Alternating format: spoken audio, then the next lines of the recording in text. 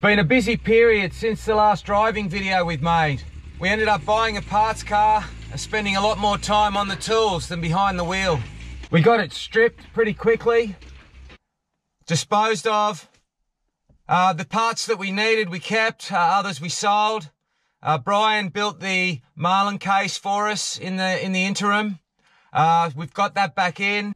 We're going to add the twin stick to this one. Few mods needed doing to get the twin sticks in. The original top shift plate, the Toyota plate that covers the top shift hole, it was a little bit too high for the low range side of things. Going into low range, we made a bit of an aluminium checker plate cover. There still is going to be a hole around the levers, but it'll do for now. Now what we'll do, we'll run the 80/90 in it for half an hour, coming up to a bit of a practice run we're going to do before the show. And then what we're going to do is we're going to run the 85/110. Brian feels that this is a little bit thicker and the punishment that we give the trucks, it'll probably suit better. Before we put that rear shaft back on, I'm going to do the test we did last time. Disconnecting the rear. Now we've got twin sticks. So we've got two-wheel drive, high range, two-wheel drive, low range. The big red light. All right, so first job, compressor on. Now the hubs are free. Truck hasn't been started in a while, so it's a little bit rattly. So that's high range, and now the four-wheel drive light has come on. So that's low range, neutral, high range. So what our test right now is, we're in first gear, four-wheel drive, low range. We'll take our foot off the clutch. So we should have front shaft and back flange spinning. There we have it. All right, that's first gear, low range. We've got the compressor on. Let's disconnect the rear. And there it is, it's stopped. Front's still spinning. So where we can now test, let's turn this back. Turn the rear disconnect off, turn the compressor off too. So we'll go first gear. Now what we're going to do is we're going to go two-wheel drive, low range in first gear. So front shaft shouldn't be spinning now. Okay, we got the front shaft's not spinning, but the rear one is. So now let's throw the rear disconnect back on. Now that should stop that rear shaft. Yes, it has. So everything works. So it's out of the garage.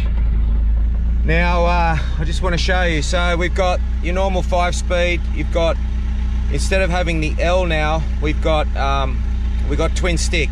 So at the moment I don't have four-wheel drive light on the dash. So that's in too high.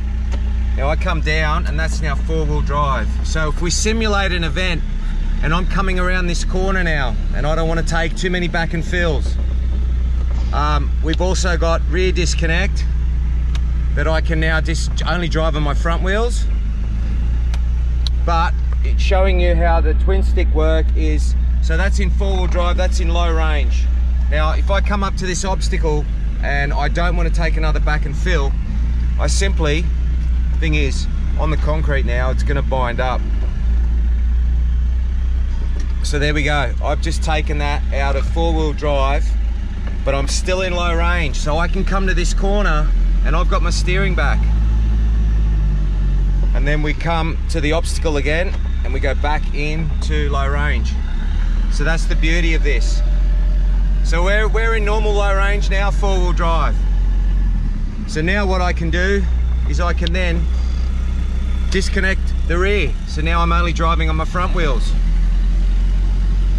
Now if I was to go back into two-wheel drive now, it's bound up,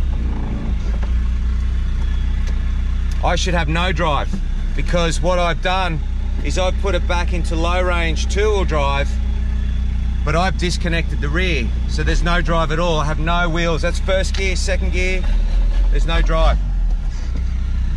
So it's going to be interesting and it's going to take a while to get used to. So let's turn the rear disconnect back on. And now we're in two-wheel drive, low range, and I'll be able to drive again because I've asked the rear drive to work again. My only concern is I think I might be a bit tight on these little sleeves. The tranny moves around a lot under load, as you can see. I may just need to take off this plate I made and just make it wider. So there we have it. Couple of laps around the cul-de-sac here, and it's basically shaped it how it wants to shape it anyway with the torque. So might not have to worry about slithering it a bit more. Now the reason it was so important for me to get this four-wheel drive light working was the fact that I'm in low range now. And now that four-wheel drive light not on means that I'm still in two-wheel drive low range. So when we do push that second lever up, so I wouldn't be able to turn around these corners in low range four-wheel drive without it, you know, trying to skid around. So we go back into four-wheel drive. Now that light tells me I'm in four-wheel drive, so that's why it was important. It wasn't working prior to this little build. There seems to be enough clearance between the wheel nuts. That's going into second, and that's low range. For low, four-wheel drive. Another thing I'm really excited about is Michael, my Toyota guru. He's found me some genuine drag link cups. The springs, I mean, they're not so important, but the cups, I want to see if I get more than 1 or 2 trips out of the genuine ones.